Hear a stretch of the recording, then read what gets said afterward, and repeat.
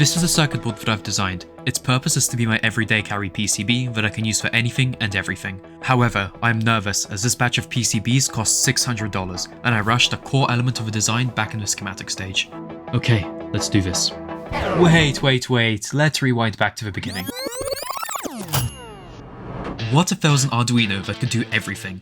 Could a jack of all trades be a master in all? Well, no. If you want to add power electronics like relays and transformers, it'll be really hard to make this PCB also work on a small FPV drone. So let's find a good compromise of stuff. The main goal of this project is to replace all of these microcontrollers with one Arduino to rule them all. For example, if I need to test a sensor, perform a research project, or prototype a project using this and a shield board.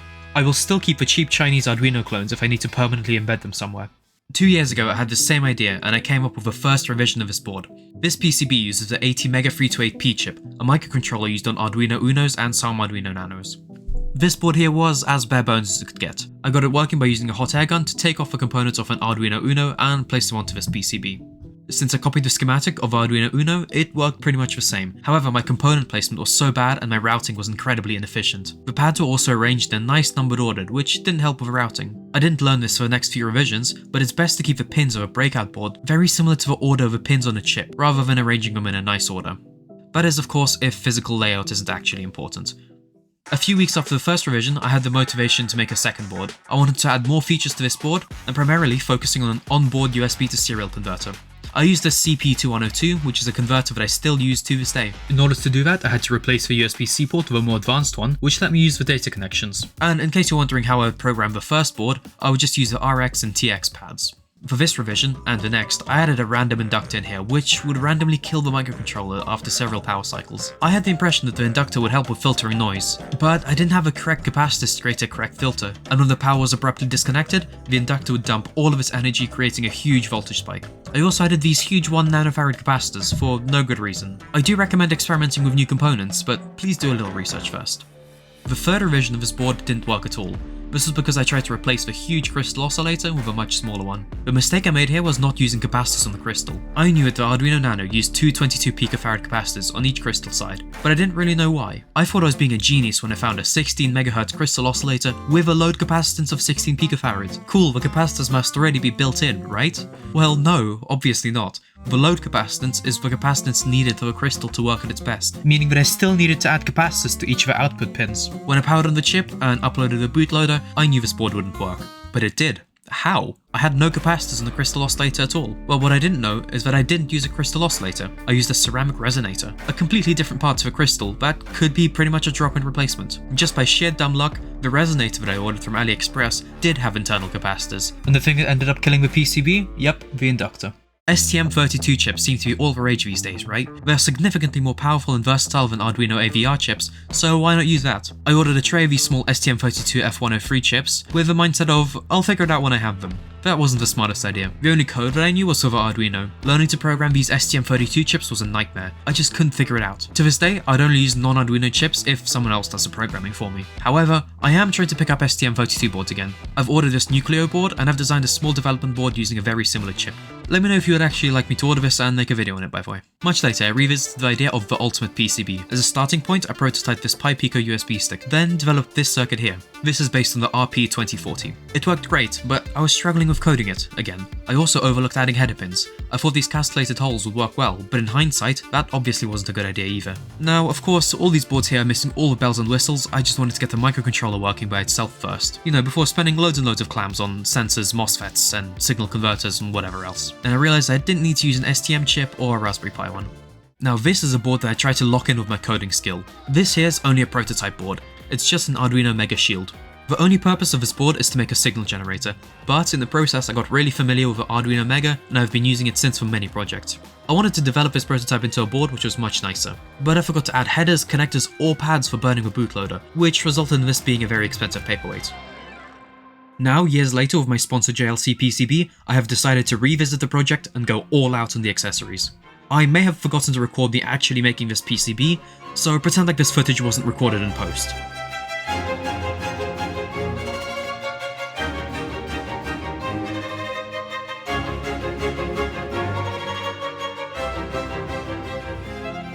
I placed this order on JLC PCB.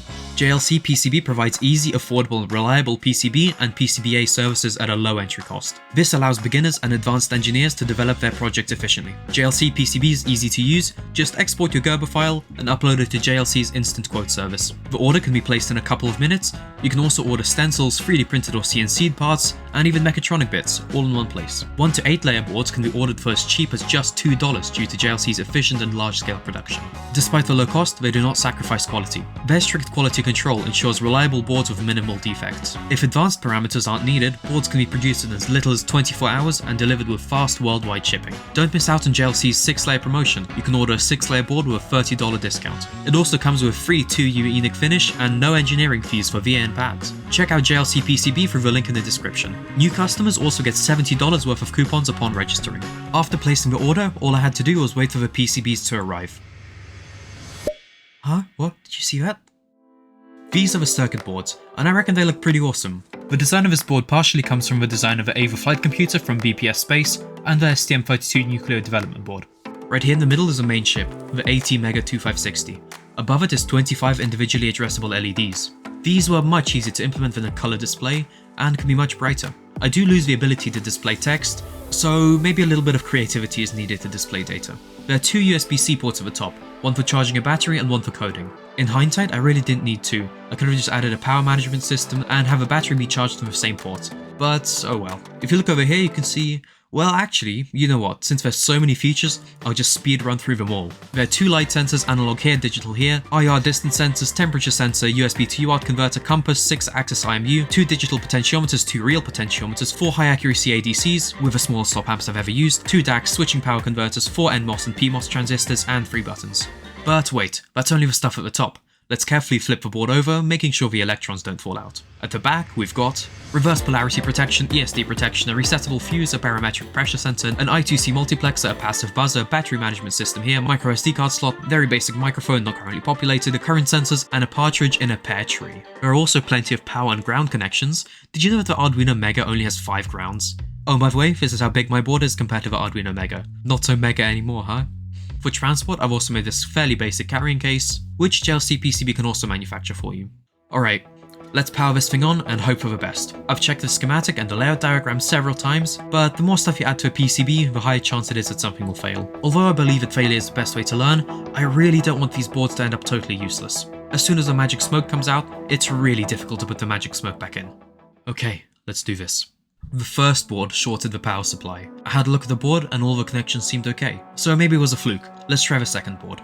But crap, same short again. I probed these boards with a multimeter, and there was in fact a short somewhere between the 5V and ground rail. I probed a bare unpopulated board to find a short and it was not present. That means that one of the components here must be responsible for the short, and it can't be the board itself. The third board powered on well, and the 2 buck converters worked perfectly. You know, I don't have the best reputations for getting buck converters working, but it was good that these worked. The next day, I figured out what the problem must be. These tiny op-amps in the high-precision ADC section must be responsible. This is what a regular SOP8 package looks like that you'd find op-amps like this in. And this is the op-amp that I'm using. Yeah, it's smaller than one of the pins. The pads underneath are so unfathomably small that the solder balls must be bridging together.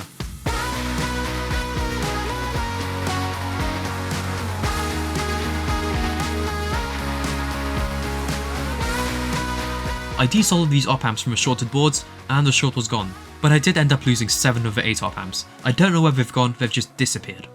Now that the board's all powered on, all I had to do was upload a bootloader.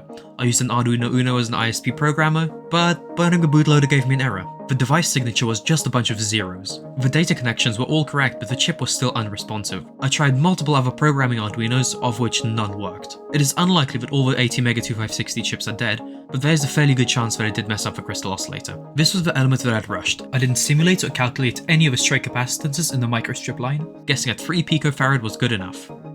These capacitors here are 18 picofarad, but I've also rushed picking them. I only made sure that the temperature coefficient was NP0 or C0G, and I looked no further. Now it's not easy to check if a crystal oscillator works. Just by adding an oscilloscope probe, you will load down the signal and the capacitance of the probe itself will significantly impact the resonance. To check the main chip worked as intended, I had to desolder a crystal and attach a new one.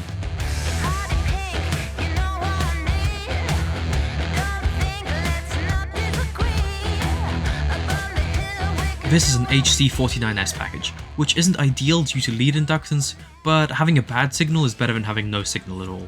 Which unfortunately didn't work. I also ordered a handful of crystal oscillators from different manufacturers just to see if I can trial and error the hell out of this thing. Well, while those arrive, let's ignore the main processor and test if everything else works. I'll be using a basic Arduino board to bypass the main chip here and access the components.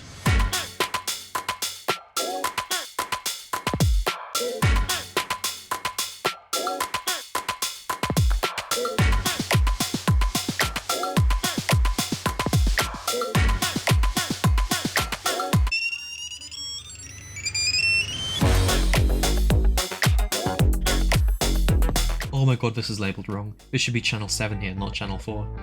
Most of the board worked well. I'm missing a pull-up resistor on the enable channel of this I2C multiplexer, but that's alright. The enable pin is already connected to a spare GPIO, so it's not a big deal. The main thing that I don't think is working is the accelerometer here, but I can't really determine if that's my PCB or if it's just my crappy coding. Maybe the crystal oscillator here is to blame, but I don't know.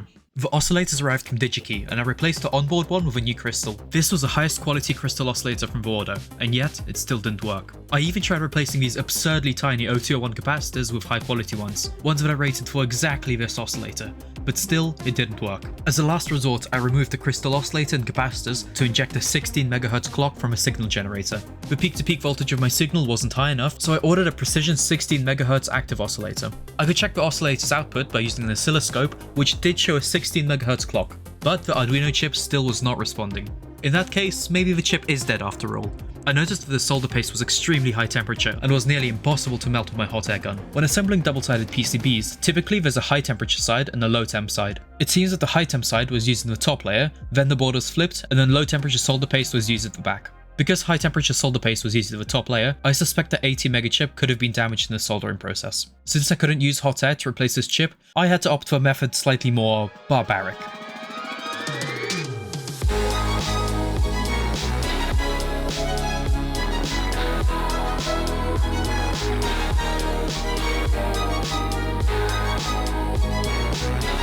Since some of the solder mask was chipped off, I used some conformal coating to make sure the copper didn't oxidize. I also noticed that the heating process made the analog photoresistor very yellow. I replaced it with a new one just in case. With the new microcontroller on, the PCB worked perfectly. In the end, the problem was the main chip.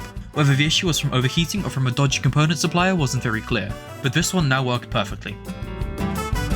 Now what you see running here is a little preview of what this chip is able to do.